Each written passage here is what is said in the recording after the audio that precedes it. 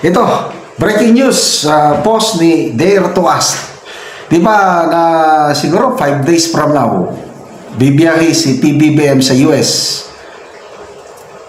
Sasama ba si First Lady Liza? Kasi lahat ng trip ng Pangulo kasama eh. Ito, I think for the first time, hindi kasama ang First Lady. Dare to Us, breaking news, sabi, First Lady Liza Araneta Marcos will not be joining BBM on his upcoming trip to the United States as confirmed by Malacanang today, July 16. Ang tanong, anong dahilan? Kasi matagal na nilang hinintay ito eh. Mula nung umupo ang Pangulong Trump, gustong-gusto na nilang makabisita doon sa White House. So ngayon na nandyan ng schedule, bakit biglang hindi sinama? Ano sa tingin nyo ang dahilan? Di ba? Laking question mark. Ito. Angel de la Vega, hindi ko na lang medyo masasama itong comment eh. Hindi ko basahin. Jenny Aksoy Bidanes, just watch na lang tayo of their body language. What we see now is the answer to all our question. Yun.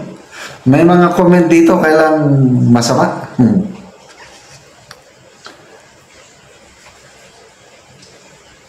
Banji Ombay, is it the citizens' business to know her activities?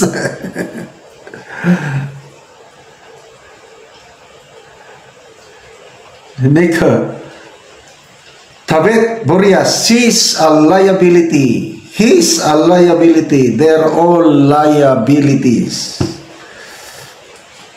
Yon, John Salak. Let us challenge her to join. Oh. Yes, panawagan. Pwede ba? Kasi dati-dati talagang sumasama. Saan ba? Wala akong matanda ng official trip ng Pangulo na hindi sumama si First Lady.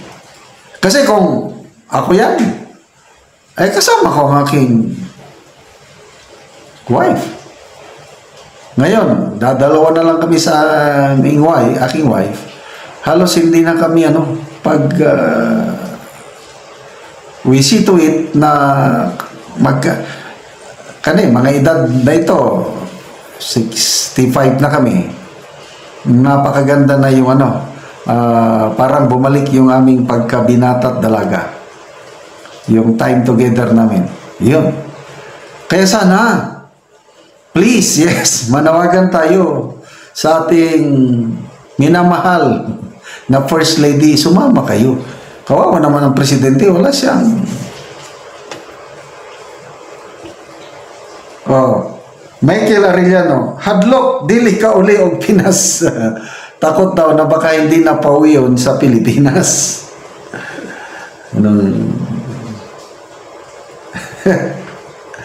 Miles Astrero, the end is near. Naku, mapakanta ulit tayo. And now, the end is near. And so I face the final curtain. My friend, I'll say it clear. I'll state my case, of which I'm certain.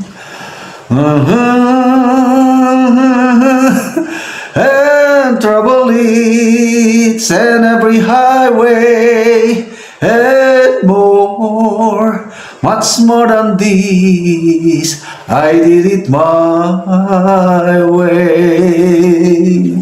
Napakanta tuloy. Kasi the end is near, sabi. Slider Riverdale, na trauma, tapos laugh emoji. Ay, hindi laugh pala. Iyak emoji. Jimmy Laway Villamor, baka one way.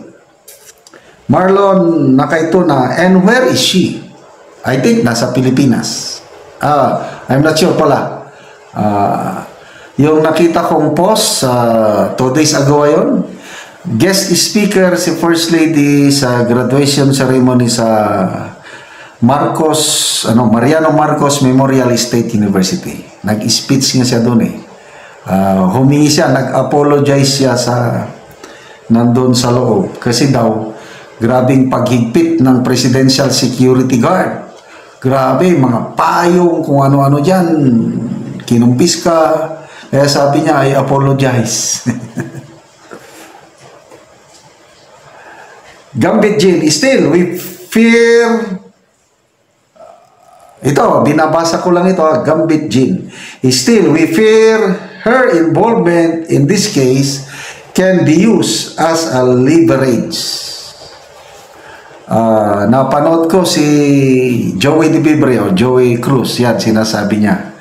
Baka gamitin itong nangyari, itong Tantoco case na leverage, baka ng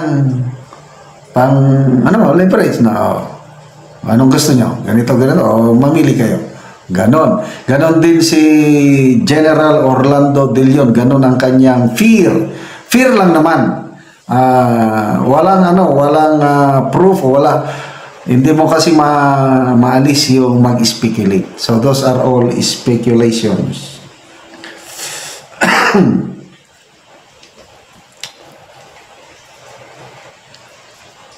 Mito Stevens, because she's already there. Wala naman Nina Corton, ayoy, di ka uli, matanggong ka dito, Gwen.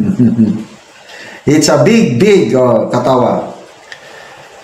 Anyway, good luck sa ating presidente sa trip niya ito, sa meeting niya with President Donald Trump.